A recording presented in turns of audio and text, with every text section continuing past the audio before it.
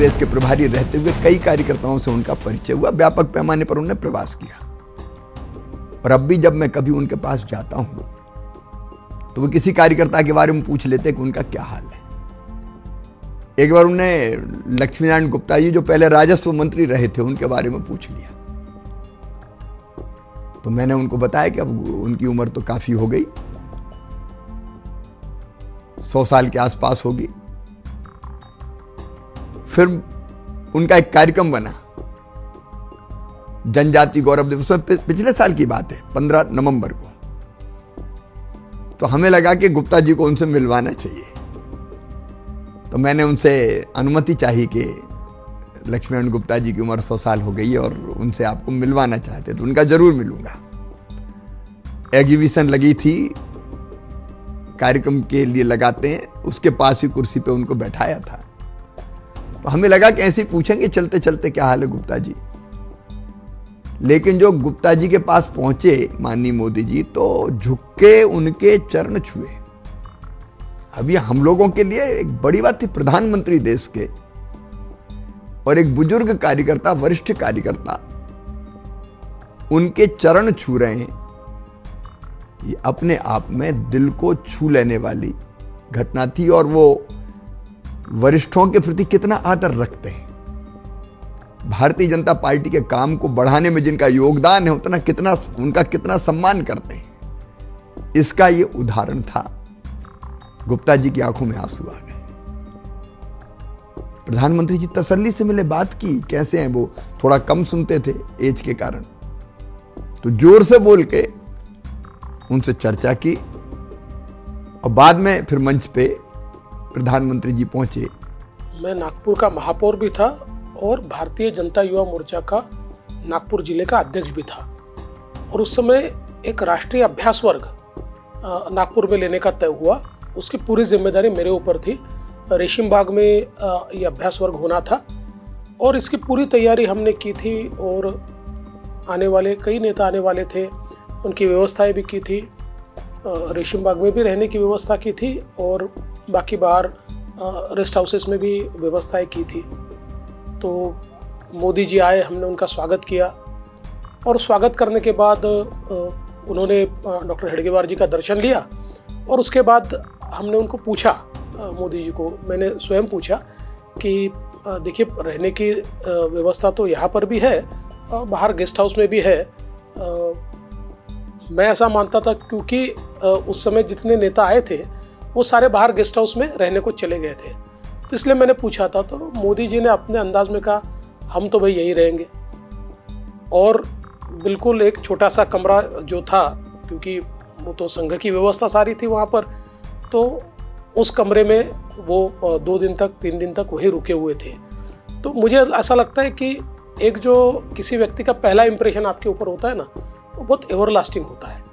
और उस समय जो उनका जुड़ाव, उनकी सिंप्लिसिटी, या एक कार्यकर्ता के रूप में एक स्वयंसेवक से जो कार्यकर्ता बनता है, इस प्रकार का जो व्यक्ति होता है, उसमें जो एक व्यवहार होता है, वो व्यवहार मुझे देखने को मिला। पिछले दिनों मुख्यमंत्री परिषद की बैठक में बनारस गया था और उस बनारस की बैठक हमारी रात को 12:30 पौने 1 बजे तक चली थी। उसके बाद हम लोग जब जाने लगे तो क्रूज में बैठक थी, उसको किनारे आने में 15 मिनट लग रहे थे। तो प्रधानमंत्री जी सबसे आगे खड़े हुए थे, वहीं पीछे हम लोग भी खड़े थे। तो प्रधानमंत्री जी मोदी जी ने कहा कि अभी मुझे एक कार्यक्रम में और जाना है। तो मैं रात में बहुत असमंजस में पड़ा थोड़ी देर के लिए। मैंने सोचा कि रात में 1 बजे अब कौन सा कार्यक्रम बचा है उनका। तो मैं उनसे एक बार मेरा मन में हुआ कि मैं पूछूं उनसे कि सर आपका कौन सा कार्यक्रम बचा है अभी। तो इतनी देर में वो खुद ही बोल पड़े कि यहाँ बनारस में जो बहुत सारे विकास के काम हैं, प्रोजेक्ट चल रहे हैं, उन प्रोजेक्टों को मैं देखने जाता हूँ। पहले दिन में जाता था तो लोगों को परेशानी होती थी, जाम लग जाता था, धूल उड़ती थी, लोग जाम में फंसते थे। तो मैंने तय किया है कि मैं सारे काम खत्म करने के बाद, सारे कार्यक्रमों को खत्म करने के बाद रात को मैं सारे उन विकास के कामों को देखने जाता हूँ, उन प्रोजेक्टों को देखने जाता हूँ।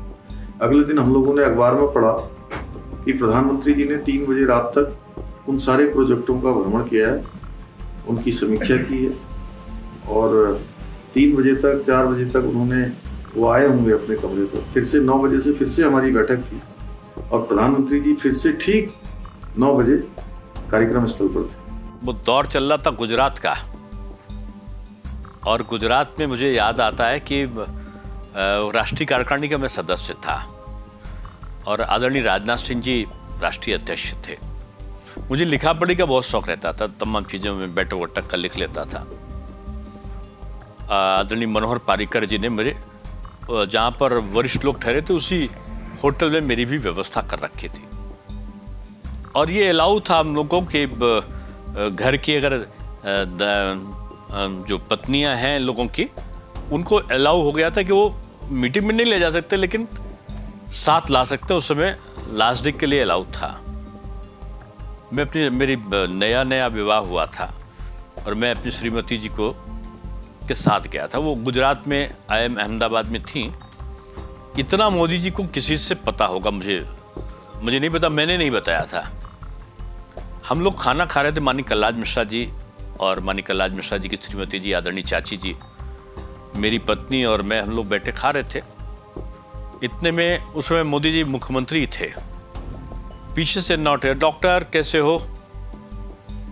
मैं बहुत प्रणाम करके और संकोचवश कि मैं परिवार के साथ आया हूँ, मुझे बताने में शर्म लग रही थी। उन्होंने कहा हाँ मैं पहचान गया, आपकी श्रीमती जी हैं।